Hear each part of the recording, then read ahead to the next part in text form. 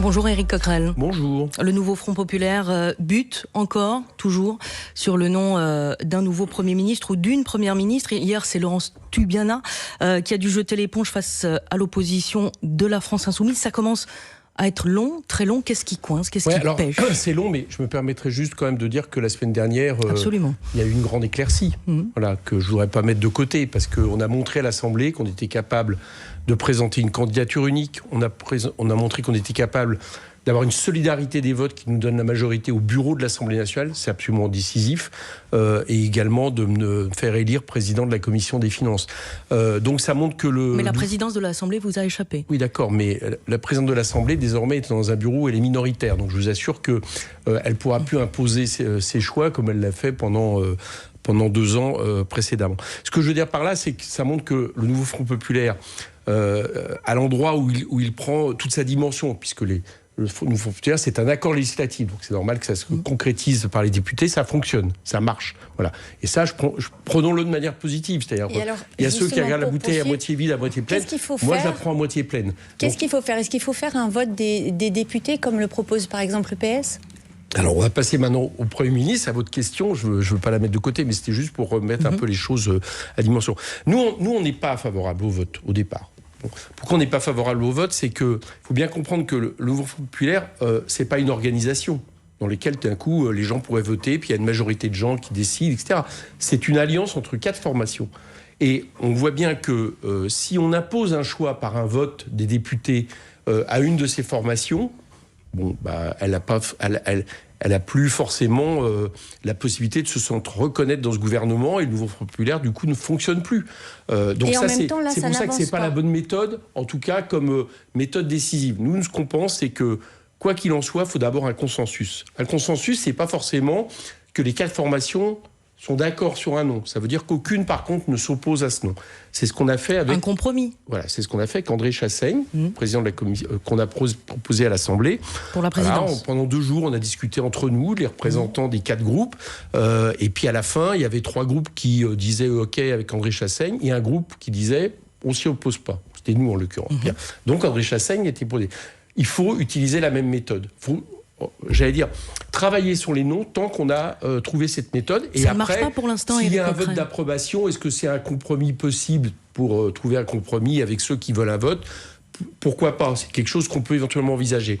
Mais le vote ne peut pas venir à l'encontre de la décision d'une des 4 formations. Sinon, ça ne fonctionne pas. Mais qu'est-ce qui ne marche pas là alors aujourd'hui? Pourquoi Laurence Tubiana, ça n'a pas marché? Pour vous, Éric Coquerel, pour la France Insoumise.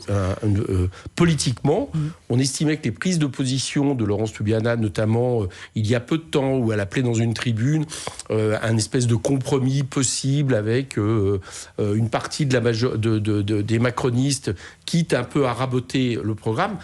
Nous, ça ne nous rassure pas. Nous, on veut un Premier ministre qui va appliquer le programme, qui est d'accord avec le programme du Nouveau Front Populaire. Est-ce qu'il faut revenir vers Huguette Bello, alors, dans ces cas-là? Nous, on pense que oui.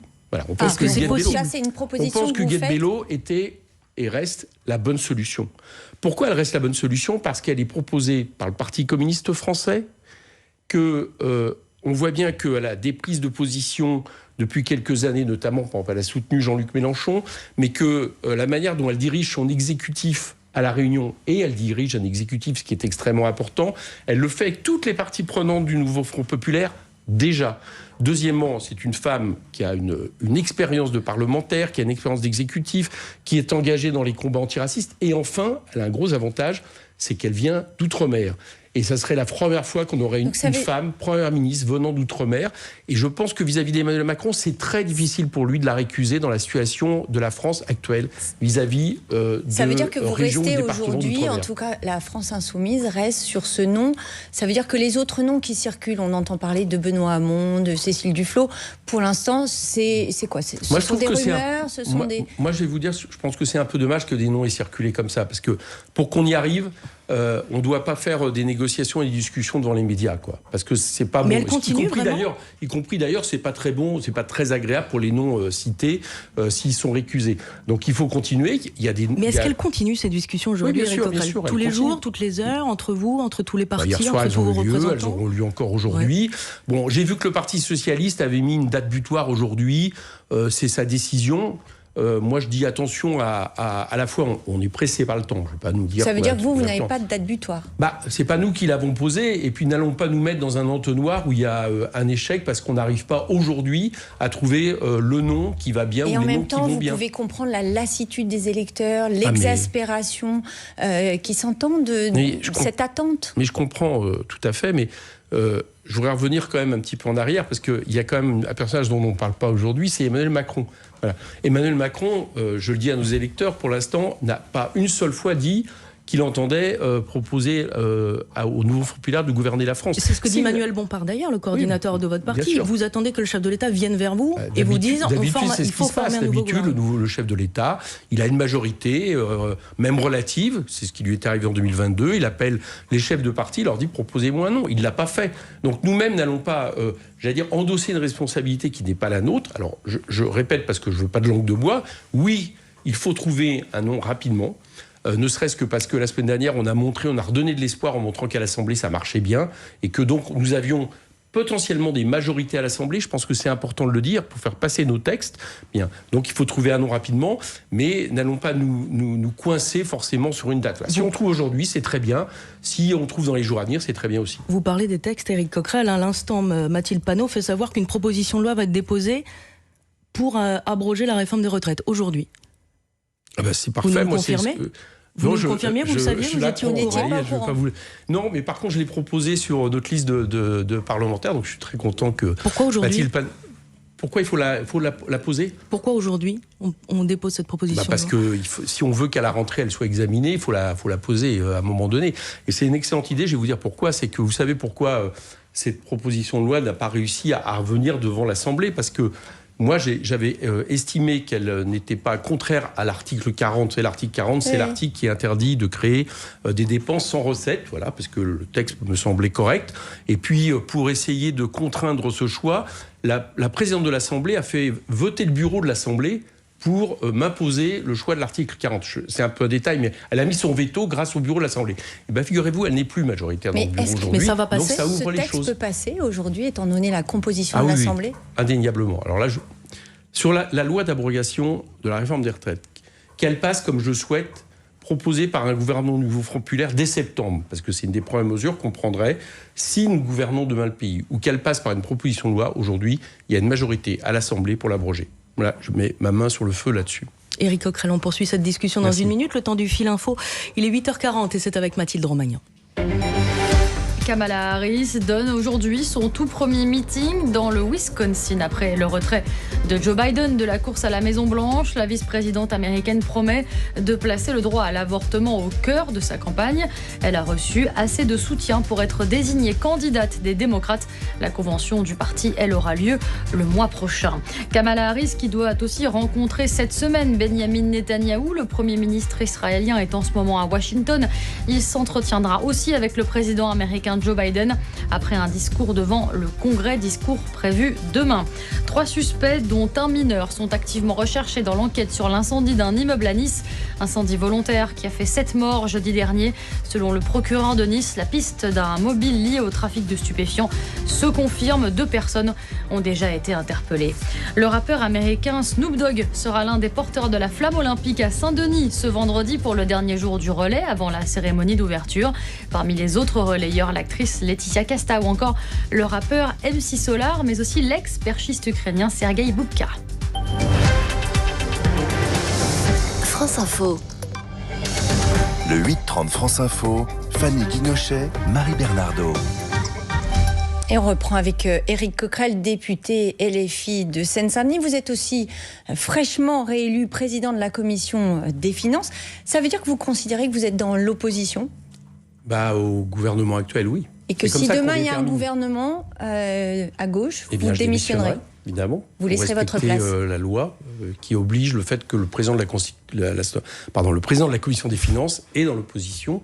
Donc si demain on est dans la majorité d'un gouvernement, je démissionne. Et en attendant, la commission des finances travaille sur un texte de budget ? Oui, elle travaille parce que j'ai voulu qu'avant de clore cette session, on nomme les rapporteurs,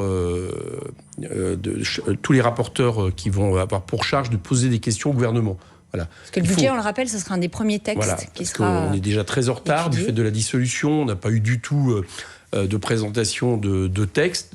Donc il faut que cet été, d'une manière ou d'une autre, ça travaille. Bon, et on veut donner la possibilité à des rapporteurs de poser des questions. Et dès la rentrée, ce que je compte faire, puisque dans le cas où c'est pas un gouvernement de Nouveau Front Populaire, qui est, vous savez, ma préférence, manifestement, le gouvernement aujourd'hui, Emmanuel Macron imagine qu'on arrive vers l'Assemblée fin septembre pour nous proposer une loi de finances. Moi, je ne suis pas d'accord avec ça. Moi, je demanderais que ma commission siège dès début septembre, de façon à interpeller les ministres. En session extraordinaire, alors ? Non, ma commission n'a pas besoin de session extraordinaire pour siéger. Ça, c'est pas le problème, c'est moi qui le décide. Donc je demanderai qu'elle siège de façon à ce qu'on puisse commencer à avoir un aller-retour avec les ministres qui seront à ce moment-là en poste. Et puis si c'est le Nouveau Front Populaire, je pense que dans ces cas-là, moi je serais le ministre de l'économie. Si j'étais le ministre de l'économie du Nouveau Front Populaire, je proposerais qu'il y ait une séance immédiate extraordinaire pour qu'on avance par exemple sur la loi d'abrogation de la réforme des retraites dont on a parlé, sur d'autres mesures de recettes, par exemple de taxation et super-dividendes, et qu'on aille vers un projet de loi de finances rectificatif avant d'entamer la discussion sur les projets de loi de finances. Ce nouveau gouvernement, ce gouvernement avec le Nouveau Front Populaire que vous appelez de vos voeux, dont vous ferez partie donc visiblement. Enfin, moi c'est pas moi qui décide, mais ça me satisferait. Est-ce qu'il est vraiment possible, encore Éric Coquerel, on évoquait ce choix de Premier ministre tout à l'heure, François Ruffin qui a quitté la France Insoumise évoque dans l'une de ses vidéos, je cite, la nullité de la gauche. Elle n'a pas envie de gouverner, dit-il. C'est pas bien ça. C'est pas bien. Moi, j'ai pas envie de polémiquer avec François, mais on peut pas se mettre comme ça un pas où on regarde l'extérieur. Le cas dont on fait partie. François, il fait partie du Front Populaire. Il a été élu sur cette base. Donc, il fait partie intégrante à la fois de la solution et du problème. Voilà, si on n'y arrive pas aujourd'hui, ok. On va pas. Je pense que tous ceux qui n'arrêtent pas de dire c'est nul, c'est pas bien, ils ne font que renforcer le problème. Mais parce je vous qu'ils pose ne la font question, que renforcer la difficulté. Avez-vous envie de gouverner ? Bien sûr. Ah bah oui, bien sûr. Mais vous savez, quelle est la particularité de ce que nous avons créé à plusieurs avec Jean-Luc Mélenchon ? D'abord, il y a eu le parti de gauche, Front de gauche, puis après, France Insoumise. C'est que nous proposons un programme de rupture, mais on veut se donner les moyens de l'appliquer. Voilà. Et donc, qui peut douter de notre volonté de gouverner quand nous avons proposé un candidat qui a fini à 22% au présidentiel. Et en même temps, ce même candidat s'exprime dans la presse européenne Jean-Luc Mélenchon, en disant que l'échéance finalement importante, celle qui compte, ce n'est pas le gouvernement d'aujourd'hui, mais 2027. Mais dire que l'échéance sur laquelle on sait qu'on est dans une phase électorale, elle n'est pas terminée, d'accord ? Emmanuel Macron aujourd'hui a dissous, il y a eu des élections qui nous ont donné le point, c'est-à-dire qu'on est en tête. Voilà, c'est déjà pour la suite, c'est déjà positif, mais on sait qu'on ne peut pas isoler cette élection et ce moment des élections à venir qui viendront. Peut-être une dissolution dans un an, puisqu'on n'a pas le droit de dissoudre avant un an. Et puis évidemment les présidentielles. Donc de ce point de vue-là, sur le calendrier électoral, Jean-Luc Mélenchon a raison de dire que le moment décisif, ça sera l'élection présidentielle de 2027. Mais en attendant, il ne sous-estime pas l'importance que nous gouvernons. Et je vous le dis, oui, nous voulons gouverner. Pour une bonne raison, c'est que si on gouverne demain, on passe par décret le SMIC à 1 600 € net. On place par décret des pensions retraite revalorisées.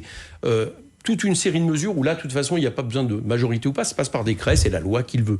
Et nous proposons l'abrogation de la réforme des retraites. Donc ça, oui, il faut qu'on gouverne pour faire tout ça, et vous verrez que les Français seront satisfaits qu'on fait tout ça, et que ça sera difficile après à des parlementaires de s'opposer à d'autres propositions qui iront dans le sens de l'intérêt général. Éric Coquerel, la donne politique, elle ne va pas changer dans l'immédiat. Est-ce qu'il ne faut pas changer de culture politique tout de suite, de passer au compromis ?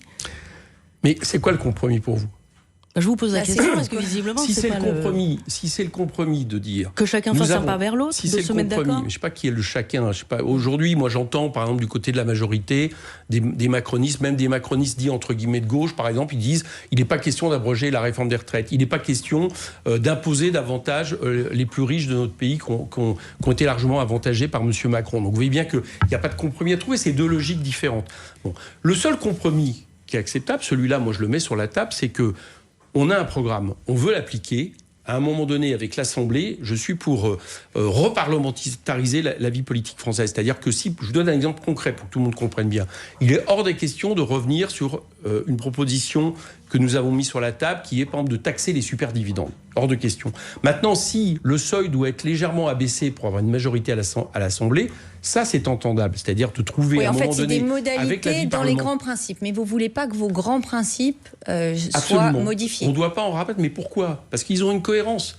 c'est pas l'étape de la loi, c'est parce qu'ils ont une cohérence qui consiste à partager les richesses pour pouvoir faire en sorte à la fois d'augmenter les salaires et les pensions. Et en même temps, on voit bien qu'avec vos alliés et de nous donner marge de manœuvre pour tous les grands investissements nécessaires, notamment en matière écologique. Et en même temps, on voit bien qu'avec vos alliés, vos partenaires, eh bien, ça fonctionne pas. Ce programme, rien que le programme, tout le programme. Donc, ouais, alors personne ne s'est opposé. Là, dans les 4 formations aujourd'hui du Front Populaire, personne ne dit qu'il ne faut pas appliquer le programme. Ça n'existe pas. Rien que le programme. Autour de la table, les gens disent on veut appliquer le programme. Voilà. Il y a quelques personnes à l'extérieur parfois qui font partie de ces groupes qui disent non, on pense qu'il faudrait prendre quelques mesures pour trouver des compromis avec je ne sais qui, mais c'est pas les personnes qu'on a aujourd'hui autour de la table. Mais toujours pas d'accord, toujours pas de proposition, et vous laissez le champ libre à l'opposition, à la droite.